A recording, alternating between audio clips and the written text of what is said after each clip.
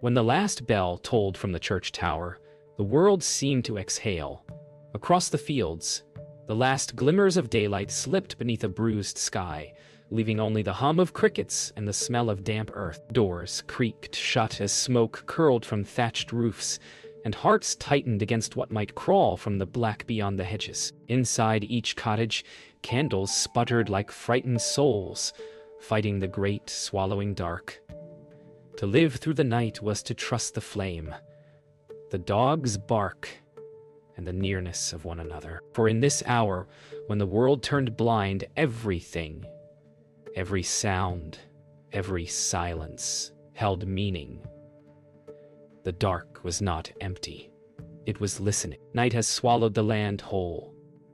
Within cottages, warmth gathers like a fragile secret, while beyond the walls, the air hums with uncertainty. To step outside now is to walk into legend, the realm of spirits, thieves, and wandering beasts.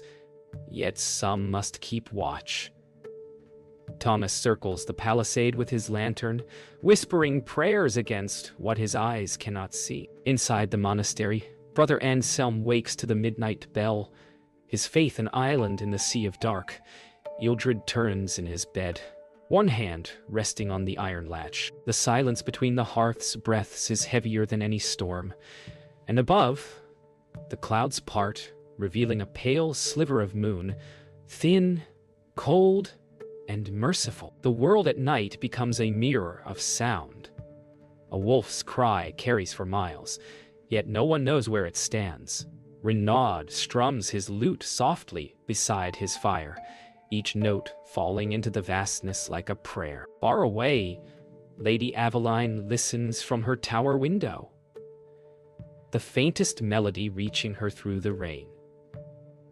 In the monastery, Brother Anselm writes by candlelight, ink thick as blood on the page. He records the hour, the psalm, the thought that light is not only fire but faith itself.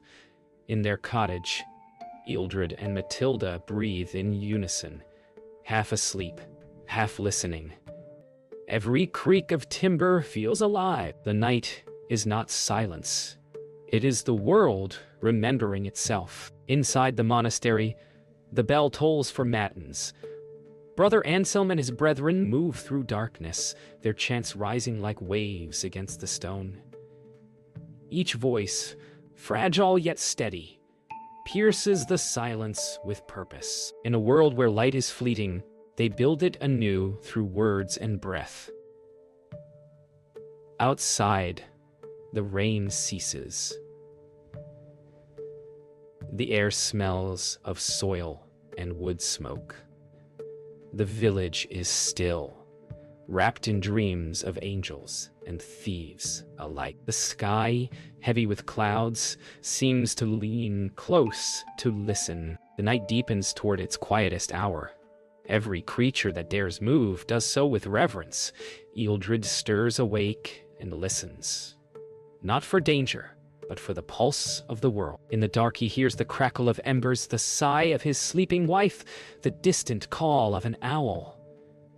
Lady Aveline lowers her candle and whispers a prayer to no one. Renaud wraps his cloak tighter and gazes skyward. Stars begin to pierce the clouds like forgotten promises. Somewhere, Thomas lowers his lantern and exhales, realizing that the darkness has its own rhythm, not something to survive, but something to endure. The night, in truth, belongs to those who listen. The hours between midnight and dawn belong to those who refuse to sleep. In the still air, Thomas walks the boundary of the village, lantern dim to a glow. Each footstep breaks the hush like a vow. He knows the rhythm of the dark. When foxes prowl, when wind shifts, when danger breathes close. Far in the distance, a faint howl ripples through the forest, answered by silence. From the tower, the watchfire burns like an amber eye, keeping the unseen at bay.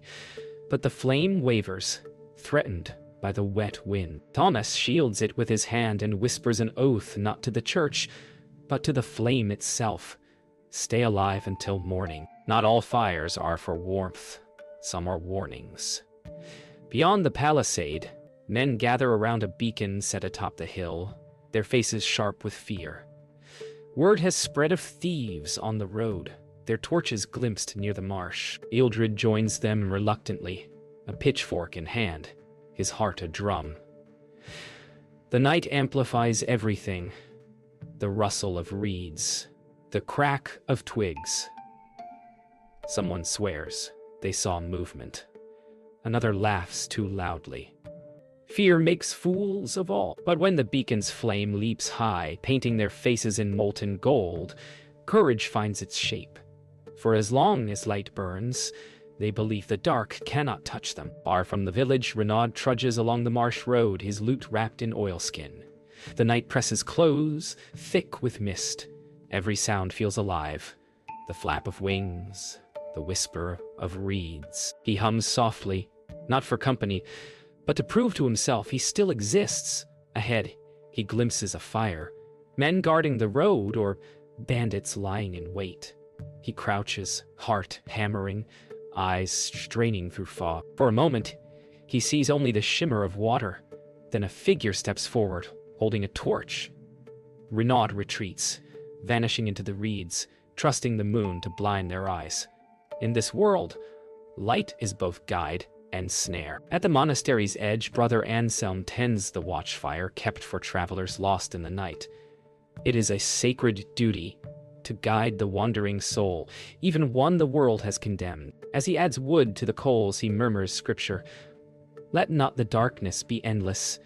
Behind him, the bell for lauds trembles in its iron throat, signaling the slow crawl toward dawn. He lifts his gaze to the distant hills, where faint fires bloom and die. Signals of fear, of warning, of men reminding the heavens they still live. The monk smiles faintly. The night may test faith, but it also binds every heart beneath one unseen sky. The storm breaks before dawn. Wind tears through the trees as rain sweeps across the village, smothering every flame. Thomas runs from house to house, calling for buckets, shouting above the roar. Lightning fractures the sky, turning every face to sculpture. Ildred and the men struggle to keep the beacon alive. Matilda guards the children beneath blankets as smoke seeps under the door. Then, silence. The rain slows, thunder retreats, and in the wet darkness, Thomas finds his lantern still burning, a single trembling light. He kneels, chest heaving, and laughs quietly, for in that fragile glow, every soul who dared the night finds proof that they were not consumed. The rain is past, leaving the world washed and waiting. In the monastery, the air smells of stone and wax.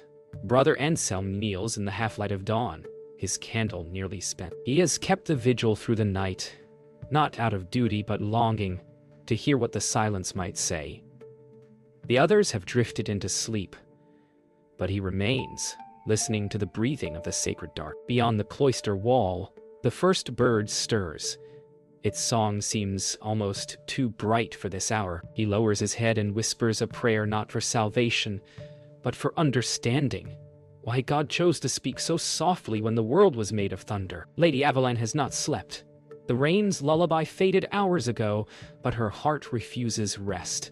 She wanders her candlelit chamber, fingers tracing the edges of old tapestries. The night silence presses upon her as though it were silk laid over her breath. In that silence, she hears her own soul, its tremor, its plea. Kneeling beside the window, she looks toward the faint glow of the monastery. Somewhere in the dark, monks chant toward heaven, their faith steady as flame. She closes her eyes and joins them in thought, whispering a prayer to bridge the distance between privilege and purpose. In the village, Ildred wakes before dawn and steps outside. The world is drenched and silent, the earth black with rain. He carries a wooden bucket to the well, but pauses halfway. The sky is bruised with fading stars, the air trembling with unseen birds. For the first time in weeks, he feels no fear of the dark. It has given him something. The knowledge that every man's faith is forged in silence. He dips the bucket, watching ripples spread like quiet prayers. Matilda appears in the doorway, wrapping her shawl, smiling faintly. "The storm's gone," she murmurs. He nods, gaze still lifted toward the dim, forgiving light. In the monastery scriptorium, Brother Anselm writes by fresh candlelight. His quill scratches softly, the ink black as night itself. The words are psalms, but they carry the cadence of confession. Each line binds the darkness to faith, an acknowledgement that both exist not as enemies, but twins born of the same mystery. A novice enters, eyes red from lost sleep, and sets a cup of water beside him. "Did you hear the thunder, brother?" he whispers. Anselm smiles. "Yes." And it prayed with us. Outside, the first true sunlight floods the cloister, spilling gold across the floor like revelation. As morning claims the horizon, the monastery bell tolls once more. Its sound rolls through the valley, over the village roofs, across the marsh, into the lonely tower where Lady Aveline kneels in quiet gratitude. The villagers pause, heads bowed, their bodies weary yet peaceful. Thomas lowers his lantern and closes his eyes. Renaud listens from the roadside, feeling the world awaken around him. For one brief, holy instant, every soul, noble, peasant, monk, and wanderer, breathes in unison beneath the same rising sun.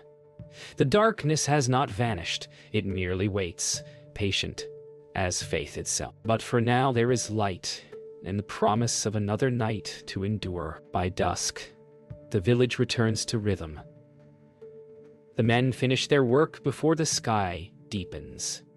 Women draw the shutters, light the hearth, and count the candles that must last the night. In Ealdred's cottage, the glow of fire replaces the fading sun. The day's noise melts into whispers, spoons and bowls, the crackle of logs, a child's laughter. Darkness outside is no longer enemy but wall, keeping the world small and safe. Matilda hums an old prayer while mending a torn sleeve. Ealdred sits beside her, silent, sharpening a sickle in the half-light. Between them, warmth flickers not from the fire but from habit, the unspoken trust that together they can outlast any night. In homes across the village, families gather close. The hearth becomes both stage and sanctuary. Children listen to tales of saints and beasts, of knights who rode through darkness guided by stars. Such stories are more than entertainment. They are memory, survival, faith disguised as wonder. Outside, the wind rattles the shutters. A log splits in the fire like sudden laughter. Matilda leans forward, eyes bright, retelling a tale her grandmother once told her. Ealdred listens, smiling faintly, though he has heard it 100 times. Stories, like flames, must be tended, lest they die and leave the soul cold. Not all warmth comes from flame. Lady Aveline walks through her silent hall, servants dismissed, fire low. The echo of the monk's chant lingers faintly in her memory. She wraps herself in a fur cloak and sits beside the dying embers, staring into their glow. Loneliness is a heavy cloak, yet she wears it gracefully. From a chest, she takes a candle, one molded in beeswax and scented with lavender, a luxury few could afford, and lights it. The tiny flame fills the chamber with honeyed light. She smiles, imagining a peasant's cottage where fire burns brighter, laughter nearer. Perhaps, she whispers to the flame, faith burns warmest where hearts are poorest. Outside, the night deepens. Inside, time bends. Ealdred and Matilda lie beside one another, the fire's embers painting the ceiling with red veins of light. Their children sleep soundly, small forms beneath wool and straw. In the dark, they speak softly of harvests, debts, neighbors, the quiet burdens that make the next dawn worth earning. Matilda's voice fades as sleep takes her. Ealdred listens to the wind. Once, it frightened him. Now, it sounds like breath, the world itself breathing alongside them. He closes his eyes, hand resting on hers, their palms rough yet warm. The darkness beyond the wall hums, not as threat, but lullaby. Elsewhere in the valley, Renaud rests in a barn offered by a kind farmer. The straw smells of smoke and life. He strums his lute softly, the melody threading through sleep and dream. In another world, the noblewoman listens by her candle. The monk prays by his flame. The peasant family sleeps by their hearth. Every soul, though distant, shares the same pulse, the rhythm of breathing within the dark. This is what the night has always meant. A gathering of lives unseen, yet connected by fire, faith, and need. As Renaud's song fades, the wind carries it across the sleeping fields, through shutters and stone, over towers and crosses, until all that remains is the steady heartbeat of peace. When the wind howls across the thatch, no man in the village calls it mere weather. They call it the wandering one, a soul denied rest, doomed to roam until dawn. Matilda wakes to the sound and grips her rosary. In the corner, the candle trembles. Ealdred rises and peers through the shutter's crack, his breath fogging the wood. Beyond, the world is movement, branches swaying, mist drifting, shadows alive. He closes it quickly, murmuring a prayer. Fear is an old inheritance. It passes down like blood. And tonight, it claims the air again, thick as smoke, pressing close against the door. Across the village, whispers spread faster than fire. Someone's goat found dead by the fence, teeth marks like a wolf's, yet no tracks in the mud. Thomas tightens his cloak and listens to the murmurs gathering around the churchyard. An old woman swears she saw eyes in the well. A boy claims to have heard footsteps that stopped when he turned. Thomas knows fear breeds stories, and stories breed panic, yet even he feels the cold crawl up his spine. He orders the men to light more torches, though the wind protests. The flames sputter and die, and for a moment, the night stands victorious. In her high chamber, Lady Aveline sits sleepless, candlelight trembling against her face. She has heard the tales, too, of witches wandering by moonlight, of spirits visiting the noble as judgment. Alone, she cannot help but wonder whether loneliness itself is a haunting. A draught snuffs her candle. The dark swallows the room whole. Her heart lurches. She fumbles for flint but pauses, realizing she can hear something. Faint steps, soft as a prayer, moving just beyond her door. She calls out, voice shaking, "Who walks there?" Silence answers, fast and merciless. Then, from somewhere deep below, the chapel bell tolls once, though no hand has touched it. In the monastery, Brother Anselm wakes to the same bell, but he knows no one rang it. He walks through the cloister, bare feet silent against stone, the moonlight spilling through arches like cold water. Every shadow feels alive, every echo heavier than its sound. In the scriptorium, he finds the candle he left burning, now extinguished. Though no breeze stirs the air, he kneels, whispering, "If fear be a test, let me pass through it." His voice trembles. Then, from the far end of the corridor, another monk appears. Brother Luke, pale, eyes hollow. "Did you hear it too?" he murmurs. Anselm nods. Together, they light the candle anew, their shaking hands steadying one another. By dawn, the fear begins to fade, as if the light itself shames it into retreat. Thomas returns to his post, the torches burned out but the village intact. Ealdred opens his door to find the world calm again, frost glittering where terror had been. In her tower, Aveline watches the sun rise, eyes rimmed with sleepless awe, and Brother Anselm finishes his prayer, voice hoarse yet steady. The night has yielded no answers, only the old truth, that what men fear in darkness is often only themselves, reflected and magnified by silence. The world breathes again, cautious, grateful, wiser. But deep in the forest, unseen by all, a single torch still burns, a reminder that superstition never dies. It only waits for the next night to fall. The moon rises swollen and yellow above the hills, turning the wet road to silver. Renaud walks alone, his lute slung across his back, breath clouding in the chill. To him, night is no enemy. It is audience. Every echo of his footsteps, every sigh of the trees is applause for the living. He hums softly, words carried away by the wind.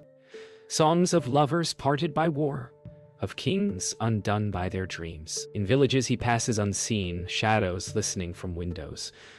The world at night belongs to those without walls, without fear. The ones who trust the stars more than any man. Yet even Renaud feels the weight of solitude. The moon keeps him company, but never warm. Far from the villages, the world changes its language. The air smells of frost and pine. The rivers whisper in unfamiliar tongues. By the roadside, Renaud meets two travelers, a mother and her grown son leading a mule burdened with cloth. They share bread, wary yet kind. The woman tells him of wolves along the northern ridge. Her son laughs it off, but grips his staff tighter. As they part ways, Renaud plays a few soft notes, and for a moment, the night listens. Even the wind seems to still. The woman smiles faintly. "Safe road, minstrel, safe heart," he replies, bowing. They vanish into mist, leaving him with music and the endless road. In a nearby town, Thomas patrols the empty streets. His steps echo between shuttered homes, the only light from his swinging lantern. He hears distant singing, faint, ethereal, and follows it toward the gate. There he finds Renaud, resting beside the road, his song haunting the air like perfume. Thomas listens in silence, then says softly, "You travel too late." Renaud smiles, eyes on the sky. The road sleeps in daylight. At night, it dreams. Thomas studies him, envy flickering behind his stern face. Dreams don't keep a man alive. Nor does fear, Renaud answers. They part with a nod. Two keepers of the night, each guarding it in his own way. The night thickens with fog as Renaud reaches the bridge beyond the river. He pauses, sensing another presence. From the mist emerges a cloaked figure, a woman in travel garb, hood drawn low. "You play beautifully," she says, "and you walk fearlessly." "I have learned that the moon keeps no secrets," he answers. She steps closer, revealing a small iron cross at her neck. "Not all who wander are lost," she murmurs, "but all who linger must pay." Before he can ask what she means, she disappears into the mist. The echo of her boots fades like a heartbeat, leaving Renaud staring at his reflection in the dark water, unsure which of them is real. By dawn, the fog lifts. The road behind Renaud is empty, the encounter lingering like perfume in his thoughts. Ahead, the world glows faint blue, and he can smell wood smoke from a distant village, the promise of warmth, of song, of another night to come. In the monastery, Brother Anselm wakes early and steps into the cloister. Looking up, he sees the same pale moon fading into light. Far away, Aveline draws her curtains. Ealdred stirs from sleep. Each of them, unknowingly, has lived beneath Renaud's song, carried by wind from road to tower, from tower to field. The night has passed again, but its memory lingers. A silver thread woven through every human heart that ever feared, prayed, or dreamed beneath the moon. The night's last breath trembles upon the hills. Frost clings to branches, smoke curls from low chimneys, and the air hums with quiet expectation. Thomas stands at the village gate, lantern extinguished, watching the eastern sky bruise to rose. Behind him, dogs stir, roosters call, and life awakens timidly. He remembers each hour of darkness, every sound, every prayer, every face that defied the void, and realizes how silence has shaped them all. Without the night, he thinks, men would forget to be humble. He lowers his hood and smiles faintly. The first ray of light breaks over the fields, glinting off the wet earth like spilled gold. The world breathes again, as if forgiven. In the cottage, Ealdred stirs awake to the smell of bread baking. Matilda hums by the hearth, her song mingling with the crackle of new flame. Through the shutters, dawn's glow paints their walls in soft gold. Their children wake laughing, the long night already fading from memory. Ealdred sits quietly, watching them. He knows night will come again. It always does. But now it feels less a trial and more a rhythm, a reminder of what light means. He places a hand on Matilda's shoulder and says, "We lived another one." She smiles without turning, eyes on the bread. "We always will." Outside, the frost melts, and smoke rises straight into the calm sky. At the monastery, bells ring in perfect harmony. Brother Anselm walks through the cloister garden, dew soaking his bare feet. Each drop on each leaf glitters like prayer made visible.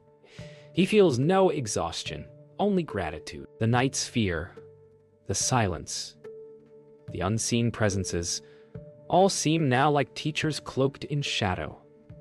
At the well he gazes at his reflection, seeing both the man and the faith he has built. Even darkness, he whispers, was a kind of light. The words drift upward with the morning mist.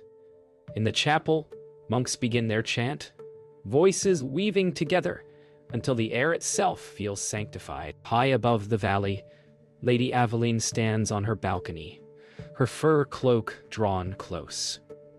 The storm-washed world stretches below, fields glittering, roofs steaming, river winding like molten silk. She feels the warmth of the sun for the first time in days and lets it rest upon her face. The night had whispered to her of loneliness. Dawn now answers with belonging. She thinks of the peasants' fires, the monks' prayers, the watchman's lantern, the minstrel's song. All threads of the same tapestry. "So this," she says softly, "is how the dark teaches light to shine." Turning inward, she orders her servants to open every window in the hall. On the road once more, Renaud walks beneath a paling sky. His lute rests silent. His song has no need of words now. The sun rises behind him, painting the road with warmth. He passes a farmer mending his fence, a monk tending his garden, a noblewoman's carriage rolling toward the town, each a note in the same human melody. As he walks, he hums the refrain he began many nights ago when darkness felt endless. Now the tune carries joy instead of defiance. The world has survived another night, as it always has and always will. The camera lifts, revealing the valley alive in morning gold, smoke curling, bells ringing, voices waking. Over it all, Renaud's voice drifts.